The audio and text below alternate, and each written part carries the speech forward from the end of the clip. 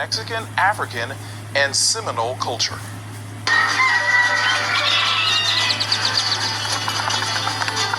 Our roots are here. For us, everything began here. It is a place most people have likely never heard of, much less visited, and one that many have left behind over the years. In the north-central section of the Mexican state of Coahuila, it sits just 115 miles from the Texas border, 450 miles from Houston, and 500 miles from Galveston. A village hours away, yet closely connected to the tradition of Juneteenth. It's interesting, the farther we drive into Mexico through towns like Seminoles and Musqui, it's amazing how these Afro Mexicans really represent their black side, and they're celebrating Juneteenth. Let's get it. the closer we actually get to black history, which is also Mexican history. That history took KBRC2 to Nacimiento de los Negros, in Spanish, birth of the blacks. They got here July 12, 1850 to Coahuila. Karina Torralba, who now lives in San Antonio, was born and raised in Nacimiento. Torralba grew up celebrating Juneteenth with the entire village.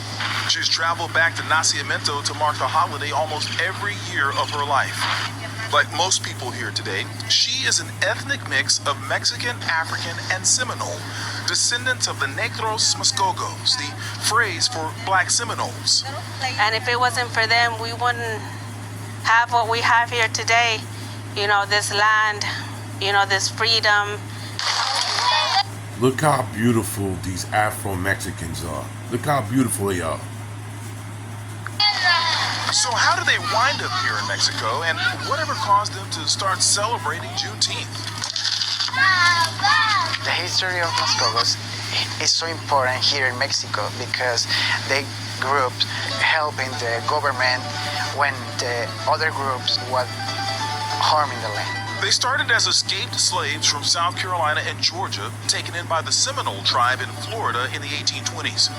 In the following decade, they were forced to Oklahoma, along with several other tribes, during what was known as the Trail of Tears. Although many had intermarried with the Florida Seminoles, because of their noticeably darker skin, they were under constant threat of kidnapping by slave traders. They eventually fled to Texas, then Mexico, where slavery had been abolished in 1829. The government granted them citizenship based on several stipulations. If the black Seminoles would You know, the crazy thing about this, they don't teach none of this in school.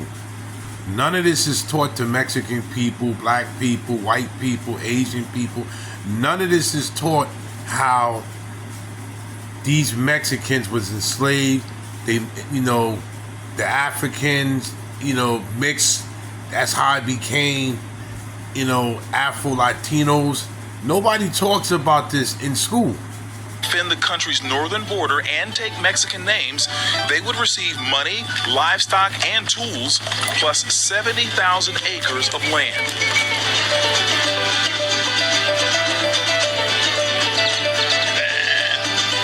They defended for several years, and they received the land that became Nacimiento. The work that they did, you know, to free themselves, to liberate themselves, to make, you know, look for a safe place for their people as a tribe. Slaves were set free in Galveston in 1865, 2 years after the Emancipation Proclamation. When the news reached Nacimiento a few years later, the people here began celebrating El Dia de los Negros, the Day of the Blacks. It was a day to revel in solidarity, but also in relief. The end of slavery in neighboring Texas meant the Muskogos were no longer under threat of being captured and returned to bondage. About 300 people call Nacimiento home today, with others working to make sure the history and connection don't fade. It's real special to me now because my father is now gone. So it's really close to my heart because that's my ancestors, that's my history. Dina Rodriguez's parents were born and raised in Nacimiento. Rodriguez lives in Lubbock, but travels here often to visit and to celebrate Juneteenth, something friends and neighbors find interesting. Why are they celebrating that there? There's no black people in Mexico. Yes, there was black people here in Mexico. There's black people everywhere. And yes, they know how to celebrate.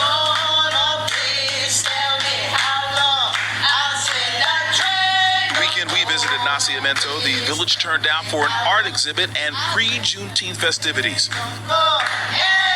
This is so beautiful. Look at these beautiful Afro Mexicans celebrating Juneteenth. Wow. We all know food is a part of any good celebration, so they cook their traditional Juneteenth dishes. Vamos a cocinar cortadillo. Vamos a cocinar frijoles. The horses and their riders prepared for the big day as well. We know a thing or two about trail rides in Houston, and the Muskogos do as well.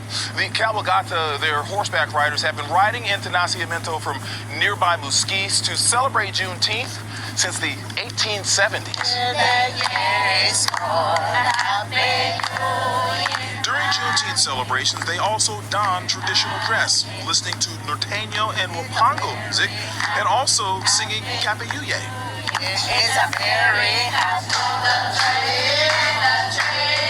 Hand-clapped ancestral hymns passed down by enslaved peoples to their descendants, all to remember their past, which includes Juneteenth for the Negros Muskogos, a past they are holding on to so they are remembered well into the future. My parents, especially my dad, loved who he was, loved where he come from, loved Mexico, just loved it. He grew us up that way to be proud of who we are. Our history, it's a rich history.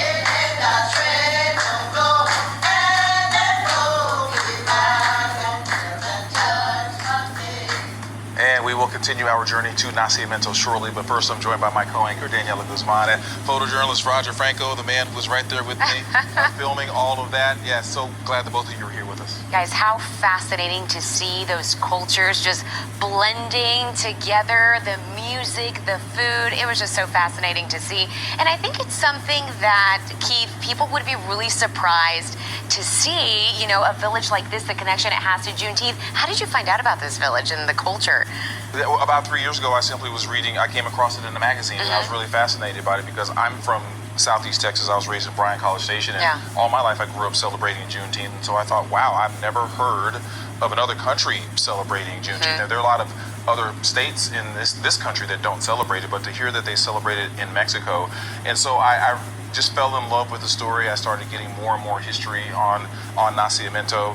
And, you know, for 3 years, I pushed for the story, and I didn't get to do it for a couple of years, and so I just decided this year in January to pitch the story again, and I got approval, and I'm just so very glad. I mean, there should be so many movies and books written and told about this place and how these people got here. Oh, yeah. Well, good for you for continuing to push and persevere to get this story on the air. And Roger, you went on this amazing journey with Keith. We saw that editing, beautifully done, by the way that you shot that. You make a great team together, by the way.